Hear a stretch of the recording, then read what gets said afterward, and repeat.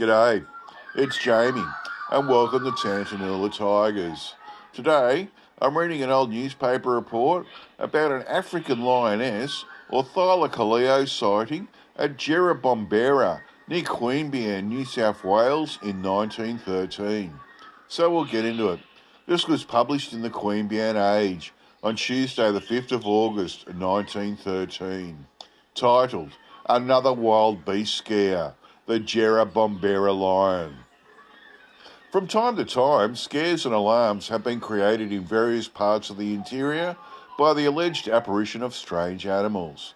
From the hairy man of the Western Ranges of the Upper Murrumbidgee to the Thylacoleo tiger, and various theories have been propounded to account for these apparitions. Hitherto, the hairy man has been our pet local hobgoblin. The tiger has been the terror of Marulan, Bulli, Bombala and Thylacoleo. But according to the story which we have to tell, the legendary hairy man of these parts has been superseded by a veritable lioness or lion. The sex of the animal doesn't matter much, except that the female lion is said to be fiercer than her lord and less magnanimous. To come to the story which suggests the foregoing introductory remarks, something happened on old Jerrabomberra Heights last Friday, which has been the talk of the town ever since, in more or less exaggerated form. If a man suffering a recovery from an overindulgence disappeared since last Friday, nothing was surer than the Jerrabomberra Lion had chewed him up. If a belated woodcarter or seeker of a stray mate failed to put in an appearance, the same fate had befallen him. Now, what are the simple facts? What the plain unvarnished tale responsible for these exaggerations and alarm? Simply as followed. Last Friday, Mr. W. Brooke Jr., a gentleman to whom no one can fairly impute a state of nerves, predisposing one to seeing snakes and other monstrosities, the creation of a disordered brain, a gentleman, in fact, whose word may at all times be relied upon for plain veracity, took his pea rifle and ascended the slopes of Jerrabomberra in quest of such game as are not scheduled for protection under the game laws of the state. In quest of his quarry, his attention was suddenly arrested by the back of a huge tawny animal on the ground not far ahead of him. The thing, scenting danger, rose to a rampant position and gazed at the intruding biped.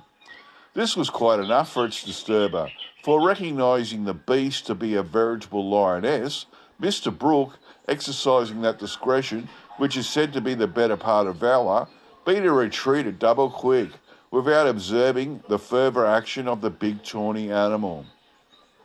Reflecting that the telling of simple facts of his adventure would expose him to ridicule of the sceptical, and yet feeling that it was his duty to brave the consequences and report what had happened, Mr. Brooke took his way to the police station and made his report to Senior Sergeant Wood, who pinned faith in the bona fides of his informant. Last Saturday, several of our townsfolk, having no reason to doubt the veracity of Mr. Brooke's statement, organised a drive in the locality where the beast was reported to have been seen. But although a thorough search was carried out, no sign of the animal, nor a footprint or any other evidence of its presence was discovered. Those who know Mr. Brooke take him seriously and have no hesitation in believing that he saw some strange and fearsome beast, and his demeanour throughout, and his braving the ridicule his report has exposed him to in some quarters, are proof of his veracity.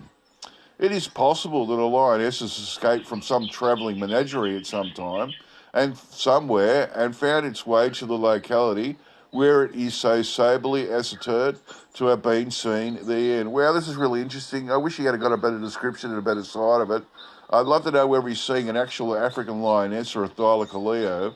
He saw a huge tawny animal and he recognised the beast to be a lioness, which is really interesting. And I like how Mr. Brooke, everyone keeps saying how he's a man of his word and upstanding citizen and all this. And he went to the police station to tell that he's seen it, and even the copper recognised that this guy's telling the truth. It's really interesting that everyone believes this guy said he saw what he saw. I just love to know whether he saw an African lioness or a Thylacoleo. Okay, that's it for me. I'll get back to you all next time. Bye.